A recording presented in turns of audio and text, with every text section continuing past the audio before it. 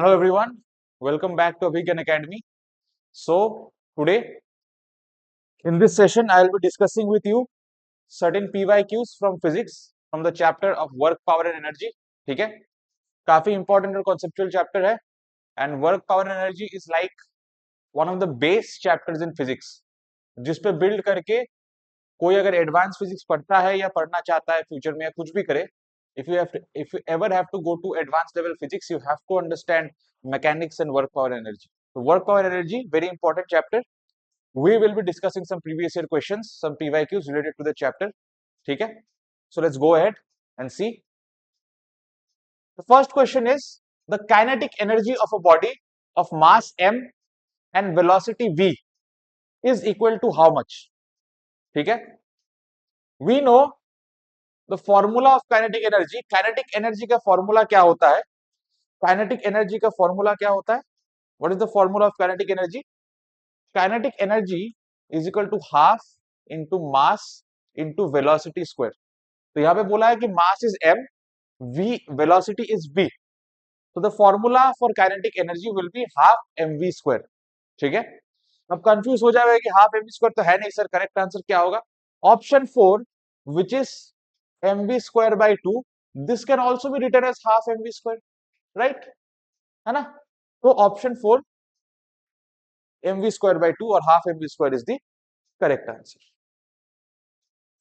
Here, this is the correct answer.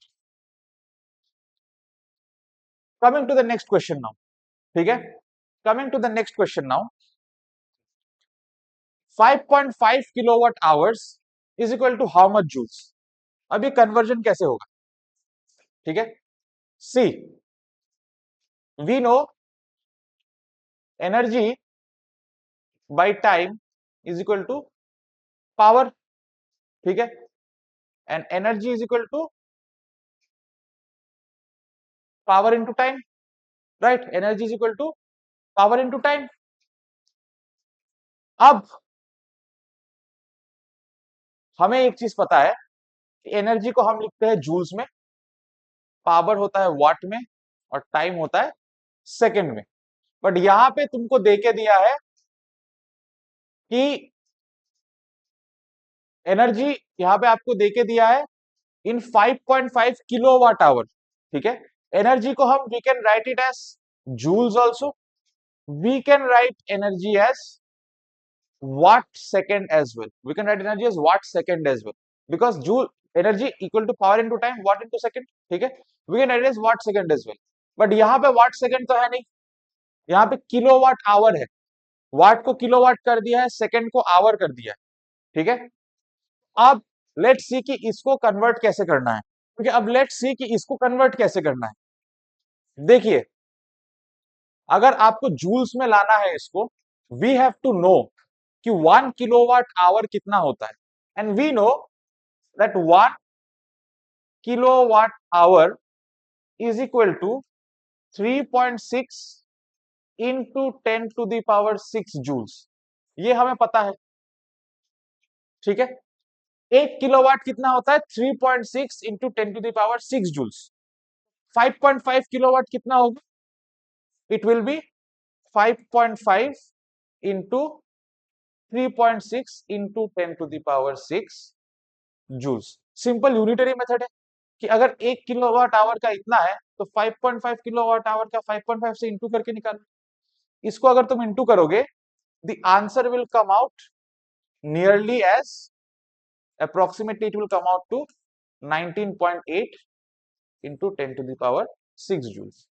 Option 2 is the correct answer. See, option 2 is the correct answer. Coming to the next question. There is a boy. The question says a boy raises a box with a weight of 120 Newton from a height 2 meters. What is the work done by him? ठीक है? अब look at this question. Look at this question. Let's solve this very easy. तुम्हें बोला, अब देखो work done का formula क्या होता है? वर्क डन का फॉर्मूला होता है फोर्स इनटू डिस्प्लेसमेंट. ठीक है? वर्क डन का फॉर्मूला होता है work done equal to force into displacement. अब क्वेश्चन में बोला है कि फोर्स की जो बॉक्स है, ठीक है, उसका वेट है 120 न्यूटन्स, ठीक है।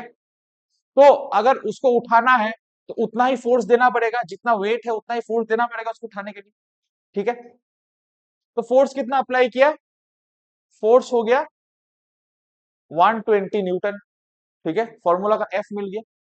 और उसको अपने ओरिजिनल जगह से 2 मीटर ऊपर उठा लिया, ओरिजिनल जगह से 2 मीटर ऊपर उठा लिया। तो don't you think it got displaced from its original position, ठीक है। तो कितना डिस्प्लेस हुआ वो अपने जगह से, वो डिस्प्लेस हुआ 2 मीटर, ठीक है। फॉर्मूला में एफ भी मिल गया है, एस भी मिल गया है। Work done will be F into S, 120 into 2, 240 unit is work done joules. Correct answer is option 3. As you see, the correct answer is option 3. The next question says that while releasing the arrow from a stretched bow, the potential of the bow is converted to what? मतलब आपने एक तीर लगाया arrow पे और आपने उसको खींचा, स्ट्रेच किया। जब आप बो को यहाँ पे लेके आते हो तो बो का जो स्ट्रिंग है, उस स्ट्रिंग में एक पोटेंशियल एनर्जी जमा हो जाता है। Because what is the formula of potential energy, mgh, ठीक है। यानी कि जब आप किसी चीज को उसके जगह से खींच के लेके आओगे, ठीक है, और एक जगह पे रोक के रखोगे, तो वो मूव करना चाहेगा बट मूव नहीं कर पाएगा क्योंकि आपने उसको पकड़ के रखा है, ठीक है। और जब तक आप उसको पकड़ के रखोगे उसमें एक एनर्जी जमा हुआ रहता है, एक ऐसा energy which it has the potential to use but is currently not using, कि जब छोड़ दोगे तो तब यूज करेगा। तो ये जो स्टोर्ड एनर्जी है, this energy is known as potential energy. मैंने स्ट्रिंग को अपने ओरिजिनल जगह से खींच के यहाँ पकड़ के रख दिया है, पोटेंशियल एनर्जी स्टोर हो गई, मूव करना चाहता है ये, इसके पास एनर्जी है जाने का, it has the potential to move but it is not moving because I am holding it here. तो this energy that is stored in it is known as potential energy, ठीक है। And what do we know कि अगर हम किसी भी potential energy वाले चीज को पकड़ के छोड़ देंगे तो जब वो मूव करेगा, we know that the body, कि एक बॉडी को जब हम पकड़ के रेस्ट पे रख देते हैं उस टाइम उसके अंदर पोटेंशियल एनर्जी होता है।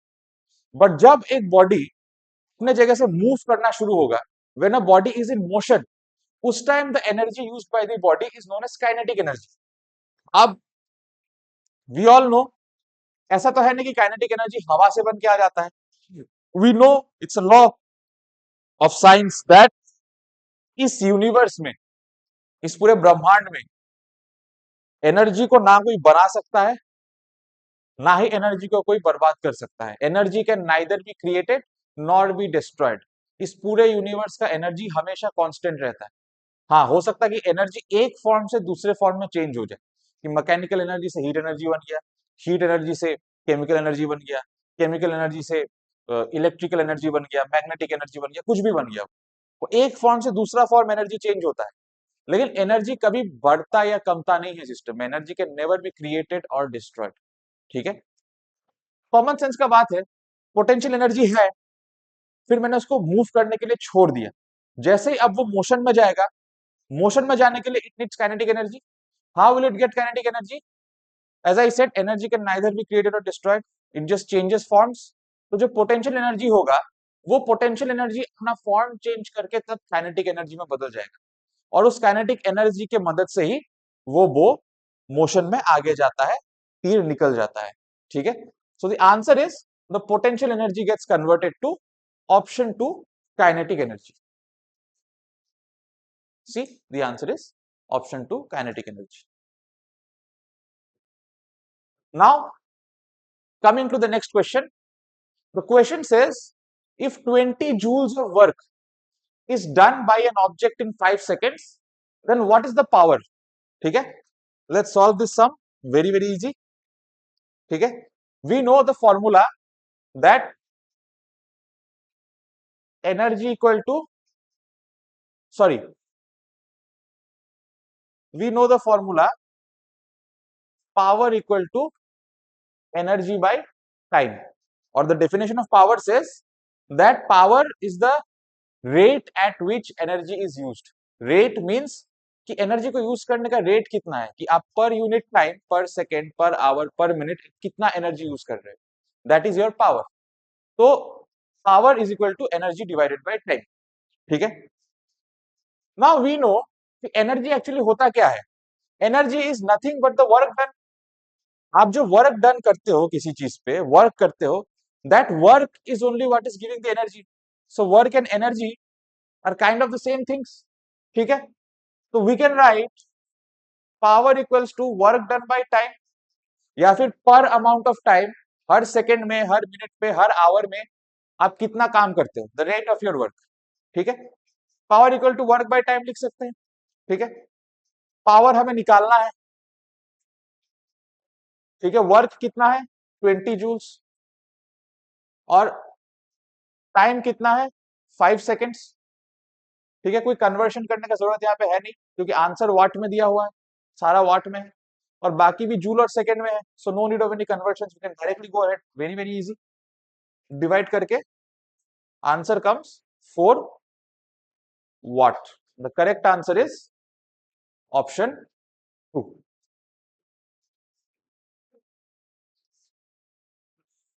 As you can see, the correct answer is option 2. Now, coming to the next question, an object of 10 kgs is raised through a height of 2 meters. What is the work done? ठीक है, what is the work done?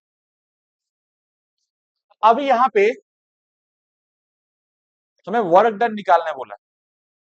सी, ये जो 10 kg है, सी हम अपने हिसाब से जब वेट मशीन में वेट चेक करते हैं अपना, हम क्या कहते हैं कि हमारा वेट 100 केजीज है, 50 केजीज है, 60 केजीज है, 20 केजीज है, वॉट एवर, ठीक है।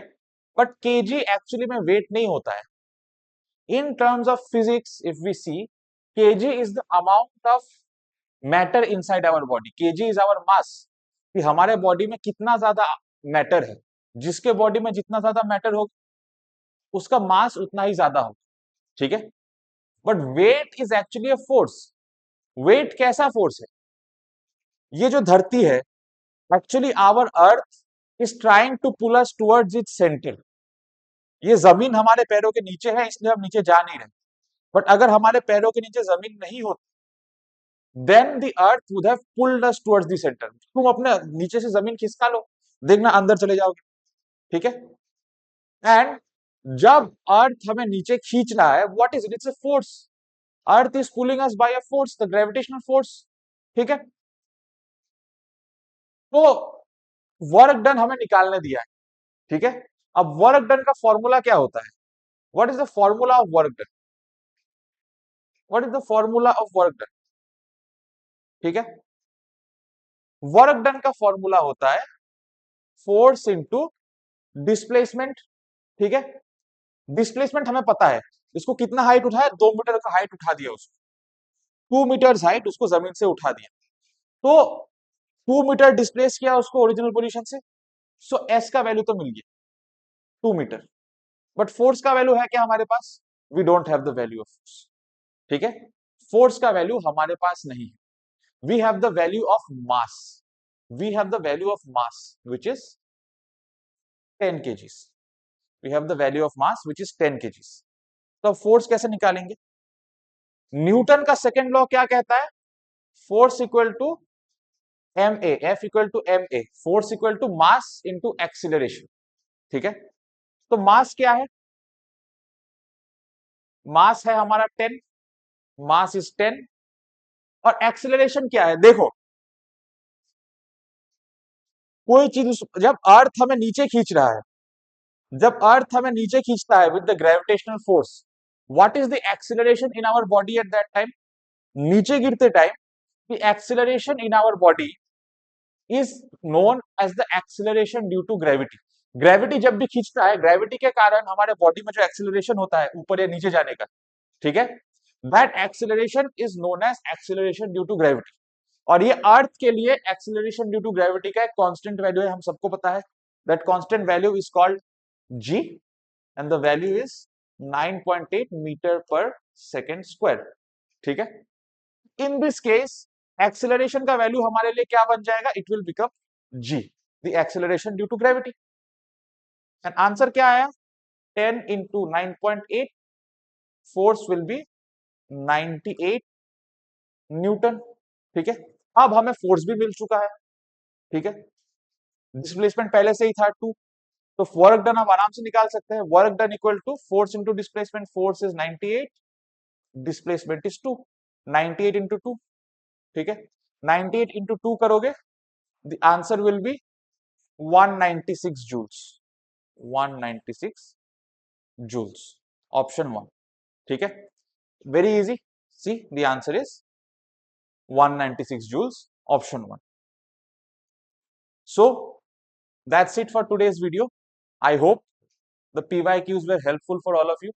आप लोगों को एक छोटा मोटा आइडिया मिल गया होगा कि कैसे टाइप के क्वेश्चंस आ सकते हैं from work, power and energy, and what are the concepts that you need to clear, because आप यहाँ पे समझ पा रहे होगे that single concept won't help. एक ही क्वेश्चन में gravity, acceleration, newton's law, work, power, सारे कॉन्सेप्ट्स एक साथ यूज करके सम करना पड़ रहा है। ठीक है, तो साइंस और फिजिक्स ऐसे ही होता है, it's not a single player game, there are many concepts जिसको आपको, because everything in science is interrelated, है ना। एक चीज से साइंस विज्ञान नहीं चलता है। ठीक है, it is not your political science और ज्योग्राफी और what ever, science is completely different. So in such questions make sure that आपके सारे concepts clear हो। you should have conceptual clarity and you should know कि कहाँ पे किसको कैसे relate करना है। ठीक है, and if you are able to relate, then you can easily go ahead and solve these questions. You just need to be thorough with your concepts and you should know how one thing is related to the other, and that is the whole game sort out for you. ठीक है, so I hope it was helpful. I hope you guys like the video. अगर पसंद आए तो like share comment करना। ठीक है, have a great day ahead, goodbye, I will see you all soon in the next video. जय हिंद।